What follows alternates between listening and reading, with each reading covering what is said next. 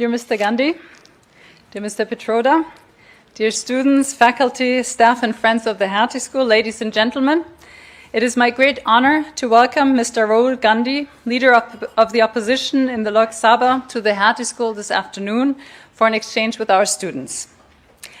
To the Indians in the room, I actually suspect to everybody in the room, Mr. Gandhi needs no introduction. He's been a prominent voice in India's democratic and political life for over 2 decades and stands, like few others, for a secular and democratic India focused on social welfare and inclusive development. Rahul Gandhi was first elected to Lok Sabha in 2004 and has served in multiple terms as Member of Parliament for the Indian National Congress, representing constituencies in Uttar Pradesh. He has held prominent roles within his party, including General Secretary, Vice President, and President of the Indian National Congress, contributing significantly to its organizational and ideological direction. He currently serves as the leader of the opposition in the Lok Sabha, where he plays a vital role in parliamentary debates and democratic accountability. Throughout his public service, he has consistently emphasized social justice, economic inclusion, and the strengthening of democratic institutions. In India, that is true to its constitution. This may not come as a surprise given your family history, but it is worth mentioning in current times where politicians are tempted to redesign political institutions for their own benefit. Trained in different institutions in the United States and at the University of Cambridge, Rahul Gandhi has worked in the private sector in India and the United Kingdom before entering politics. Now, India, we know, is a big and diverse country, and few can claim to know all parts of it well. Yet I would venture to say that you are one of them because you have literally walked across the country by foot, south to north and east to west, in 2 Unite India marches between 2022 and 2024. When you started the first march on the 7th of September 2022, I suspect few believed that you would not see it through to the end. But you walked 3,570 kilometers through 12 states, speaking with thousands of people along the route over a 5-month period. And since you then gained some practice and you had your walking shoes on, you achieved twice that distance in half of the time, 6,700 kilometers, from January to just March 2024, visiting over 15 states during the second Bharat Jodo Yatra. We are very eager to hear your insights from this unprecedented effort to connect with citizens at the grassroots level. As a university that focuses on good governance, at the Hertie School, we strongly believe in the power of ideas grounded in practice and shared through conversation. Our graduate programs aim to create an environment of learning where theory and practice meet and where we cross boundaries between disciplines and countries. With a student and alumni body representing more than 80 countries, we strive to foster a community in which everybody's insights contribute to the classroom and the broader university experience. The Hertie School is proud to have a vibrant Indian community. Can I hear them? And a strong network of Indian partners developed under the leadership of our Managing Director, Axel Beisch, since 2018. Let me seize this opportunity to thank both Axel Beisch and our India representative, Nitish Sikh, for all their work. Our Indian student community is an integral part of our programs, and to date we count approximately 250 Indian students and alumni. One of these alumni, Achyut Shankar, of our Executive Master of Public Affairs 2022 cohort, deserves a special thank you. Together with his classmates, Diogo C. Lima and Mikhail Jurka, he founded the startup Cities Together and was instrumental in making the connection with Rahul Gandhi and his team that allowed us to program today's event. Let me also thank Michelle Patrick, who I've just seen, for all her support for the day. In the spirit of connecting and learning and of recognizing that listening is a form of leadership in a political world where the greatest threats are growing divisions, please join me in giving a warm round of applause to our distinguished guest speaker, Mr. Rahul Gandhi.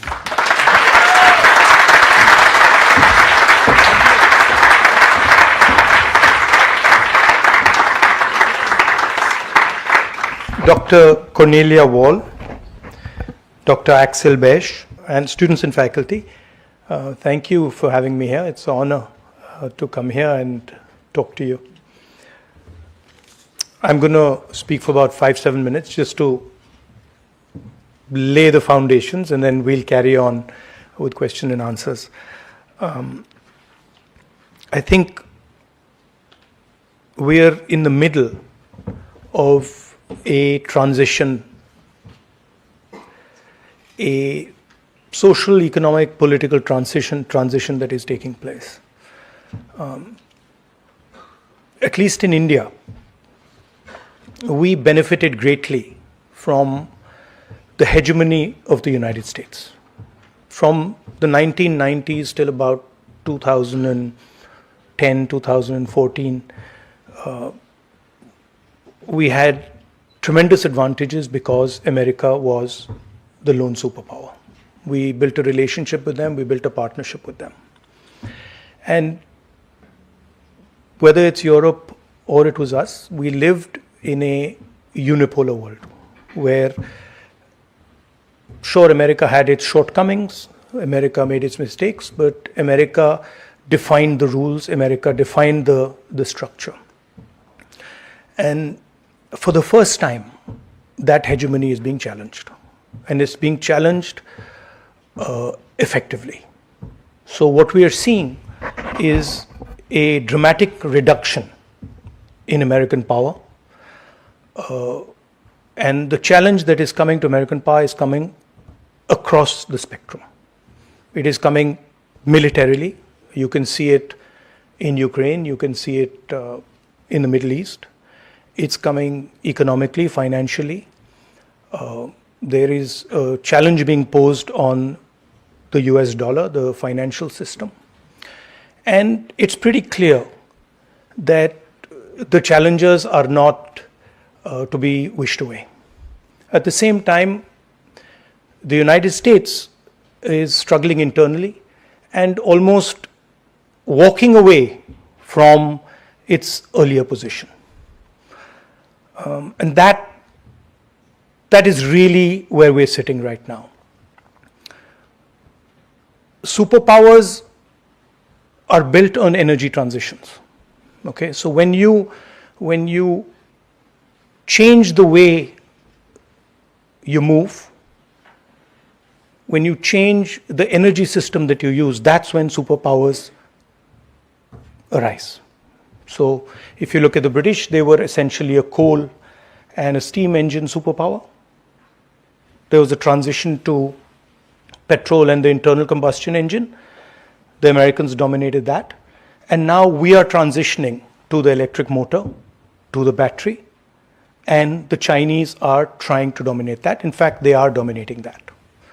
And it was very interesting for me to see. I went to the BMW factory yesterday, and I could see that. I could see that BMW as a company was being torn by these two different types of mobility.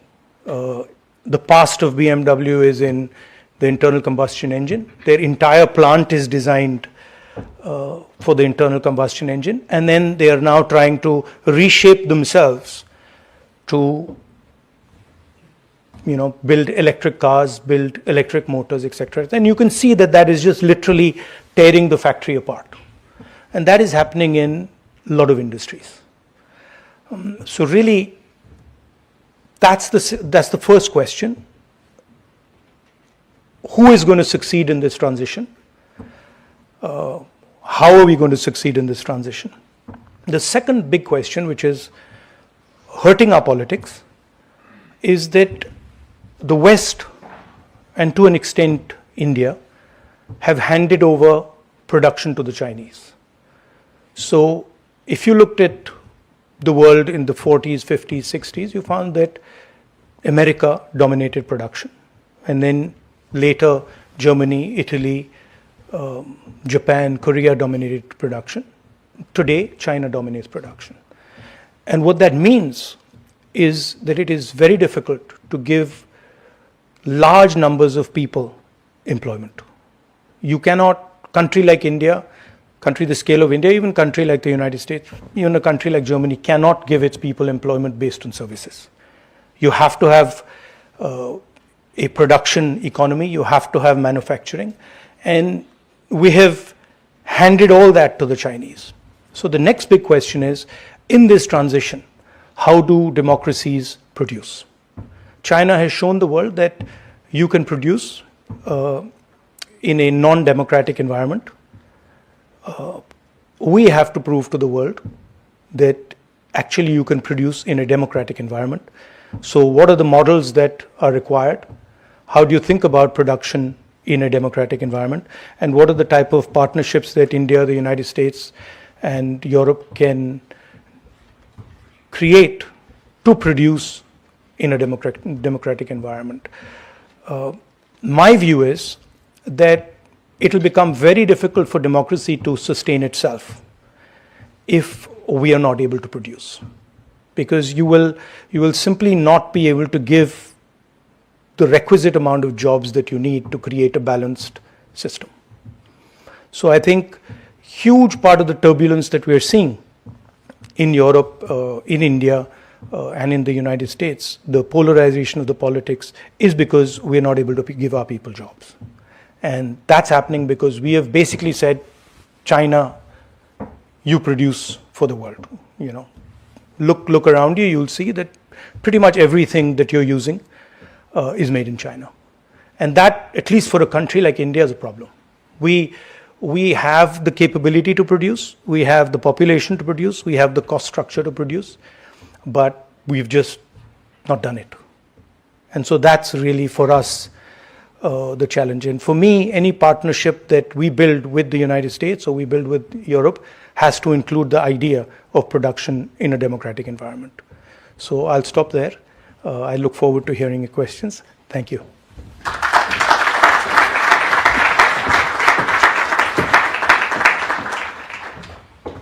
Thank you very much for this thought on the geoeconomic challenges of our times.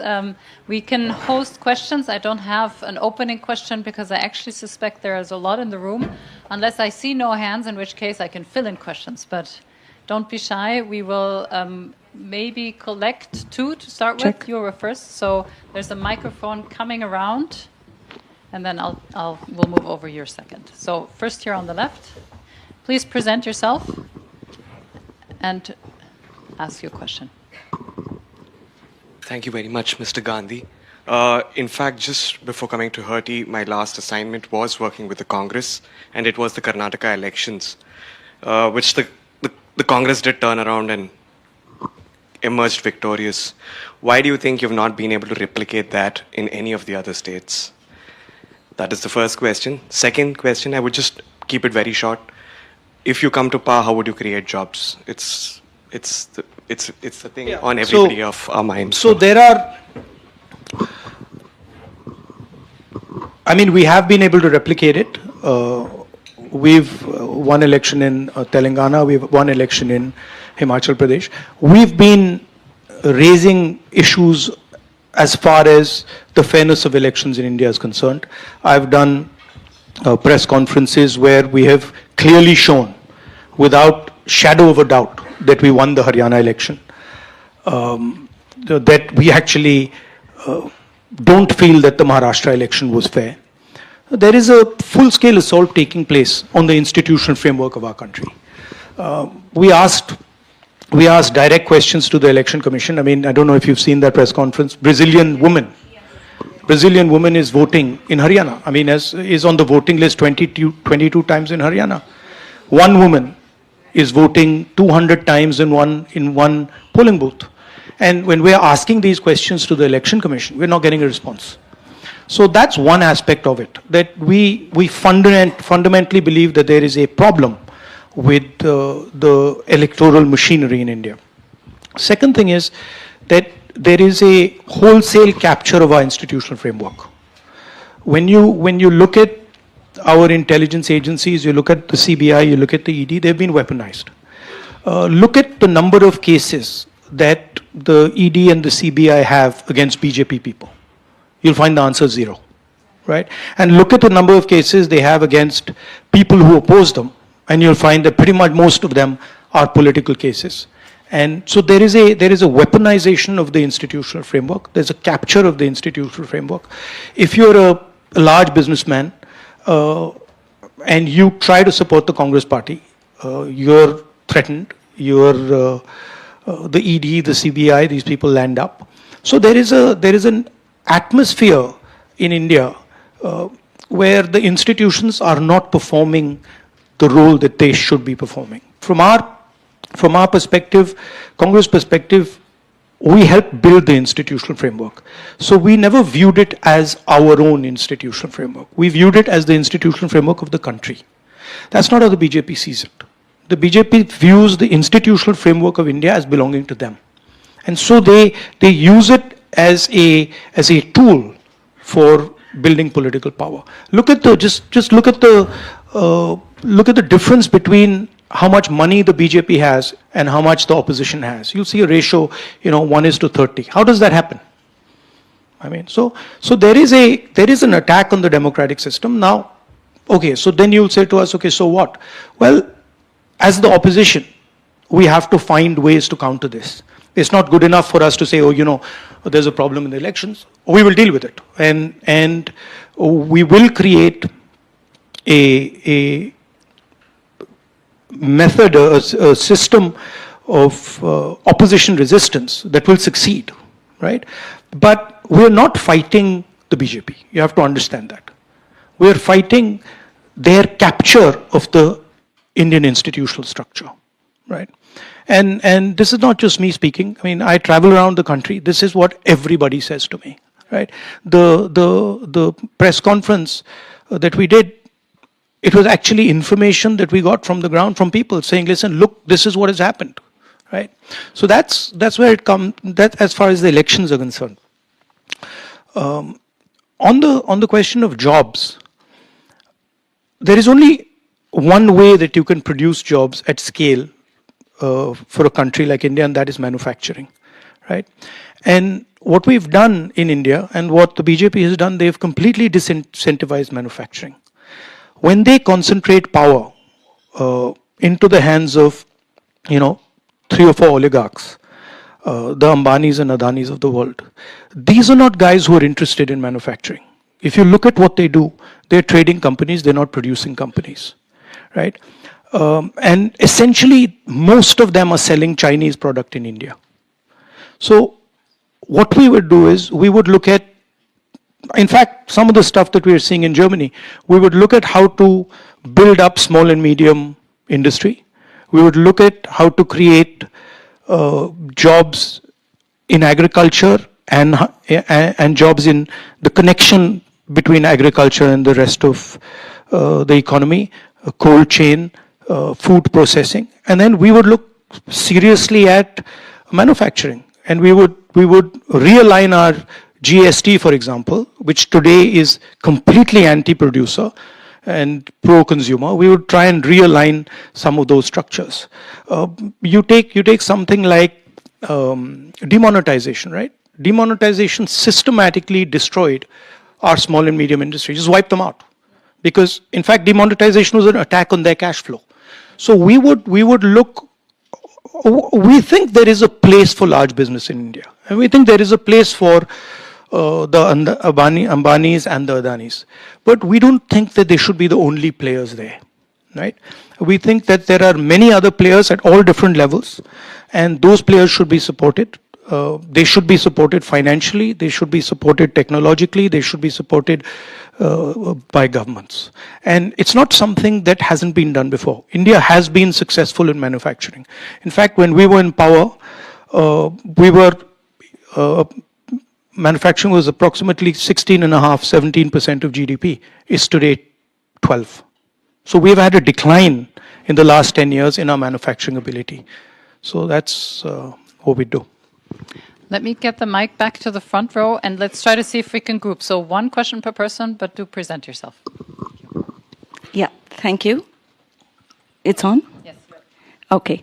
Firstly, Mr. Gandhi, I'd like to thank you for having risen from the ashes. Yours is absolutely no small feat of resurgence. I'd also like to thank you and the Indian National Congress for being the only thing standing between India and a full-blown collapse into a totalitarian regime and an Orwellian reality.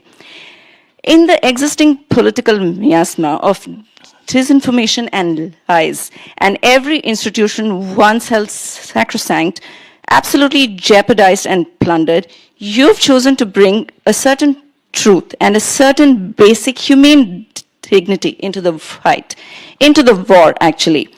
Where does this resilience actually come from? How do you keep walking? How do you keep coming back to this big, incredible idea of India that some of us think has been irredeemably lost? And how do we, who have our own struggles and lives to run, play an active role and support you in this journey of India's rebirth? I'm Aishwarya Sampath. I come from the Dravidian state of Tamil Nadu, which holds the uncontested position of acceding 0 seats to a certain someone who shall not be named. Thank you. Look, there's... Thank you, guys. Thank you. Essential question. If you can hold your answer, I'll add a second one, and then we can take 2. So if you can put the mic down. I saw Druti up in the front. We'll stay here. Oh. And then we'll move back. I see everybody. Okay, I'll just sit. Yes, stand up. That's good. That's good. Thank you. Thank you for your speech. And I'm also going to echo something that my other colleagues have shared. In your speech, you mentioned that democracies, but you want to show that democracies can, produce as much as China is right now. But when your democracy itself is under threat, what do you plan to do? We saw something happen last year with the India Alliance, but there hasn't been as much of a rigor in bringing the left together, the political left at least, within India. What do you plan to do right now? How do you plan to encourage new young political leaders? What's going on actually is a fight between 2 visions of India. And it's not me who's walking or me who's doing it. There are millions of people in India who have a completely different vision of India than the government of India, than the RSS. And this is not a new thing. This is not something that has started 10 years ago or 15 years ago. There have always been 2 visions of India.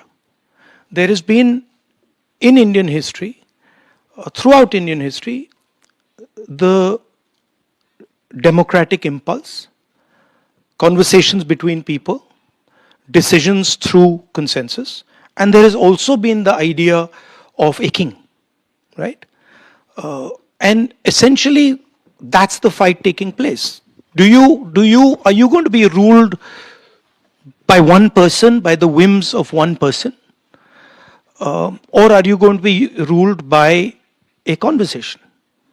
And there are people on both sides of that equation. There are many people in India who feel actually we should have a strong leader and nobody should question him, and that's it. And let's not have all this discussion. It's a waste of time.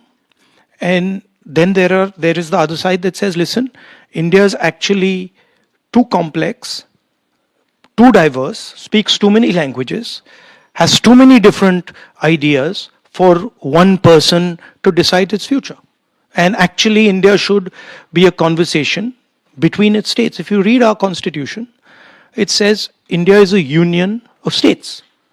Now, she's saying that she's Dravidian, she's Tamil.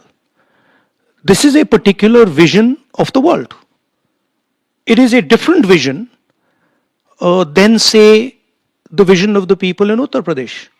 She speaks Tamil, her history is Tamil, her entire thought system is fundamentally different than, say, the people of Uttar Pradesh or the people of Bihar or the people of Nagaland. So what we are saying is she should have a voice. And we are saying that, in fact, as many different cultures, different ideas should have a voice. And we have shown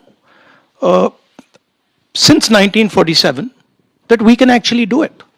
That we can actually have a conversation. It's messy. It's not, it doesn't look neat. It's messy. It sort of creates tension sometimes. People get irritated sometimes. But we've been pretty successful at doing it. Now there's a new model which says, actually, we don't want to have this conversation. We're going to decide everything. And we know better than what the people of India know. And that's where I have a problem. Because for me, India is its people, and there is nobody who knows better for what India needs than the people of India. You know, on the India alliance thing, see, you tend to see the alliance building up when an election comes. Look at it slightly differently. All the parties of the India alliance do not agree with the basic ideology of the RSS.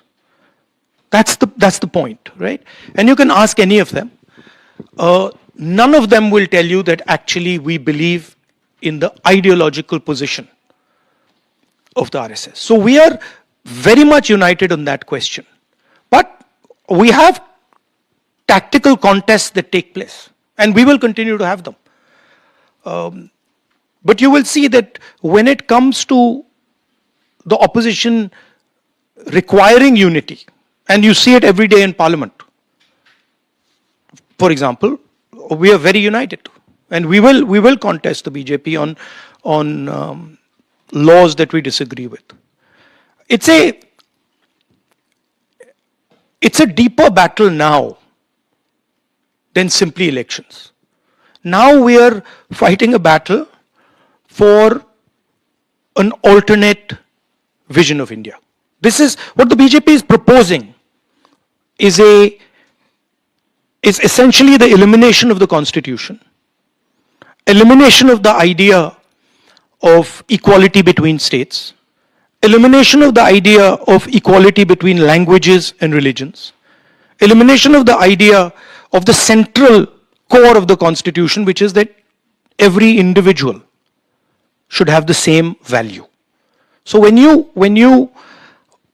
for example we see a BJP leader voting in Uttar Pradesh and then voting again in the Haryana election, what the BJP is saying is this guy is worth two people. Or when you have one woman who votes 200 times in a polling booth in Haryana, what the BJP is saying is this woman has 200 times the value of a normal Indian. That's our problem, right? So even when I talk about the attack on the voting system, the reason they're attacking the voting system is they fundamentally don't believe that every Indian is equal. In their mind, and I've spoken to them, I know them, I talk to them. In their mind, there is no way a Dalit person is the same as an upper caste person. They cannot even they can't even compute that, right? And that's to me the real revolution in India in 1947. That we said that actually every language, every religion, every idea in India is equal. And if you think about it, without, dissing the Europeans, no, seriously, sometimes they come to me, and so they're struggling to build an economic union, okay? We built an economic union and a political union in 1947. And we've run it just fine. Right? So, Indian people do not appreciate what actually India has achieved. To have an economic and political union of 1.4 billion people. That's, imagine, what is it, 3 Europes? It's 3 Europes, right? 4 Europes almost now. So imagine 4 Europes, and we've gone and built an economic and political union based on the constitution. That's the scale of what India has done. And if you're going to have any conversation about democracy on the planet, you cannot ignore by far the largest and most complex democracy in the world. And that's why I say that democracy, Indian democracy, is actually a global public good. It's not just an Indian asset, it's a global asset. You imagine when I'm talking about attack on the Indian democratic system, I don't say it, but it's actually an attack not just on the Indian democratic system, it's an attack on the global democratic system. Because if you were to remove India as a democracy, if you were to remove 1.5 billion people from the democratic side, that's a huge dent on global democracy. So that's why I say that it's very important for Indian people, especially, to ensure that they protect this really valuable resource. Thank you. And I hear there's hope for the European Union. So the mic is in the front, but we will move all the way to the back afterwards. So 2 questions in a row, maybe 3 actually, because I see that the room is full. Please present yourself and ask your question. Hello, Rahul. I'm Sucharita. And what you are saying is very correct. My question to you is that your family has been, we really owe a lot as Indians to your family. From Nehru ji till your father, Mr. Rajiv Gandhi. And I don't say them late because I believe these people, they never go. They still stay till the human being are there. So my question to you is, so right now we face a problem of EVM. Because EVM is eroding away the very fabric of democracy. What you said is very correct. People are scared to vote because they know that they will not be getting what they are voting. So as a leader and a very good human being, will you be able to completely scrap this EVM and we go back to paper wallet? Well, I've been saying it. I think most opposition people would agree with you. You know,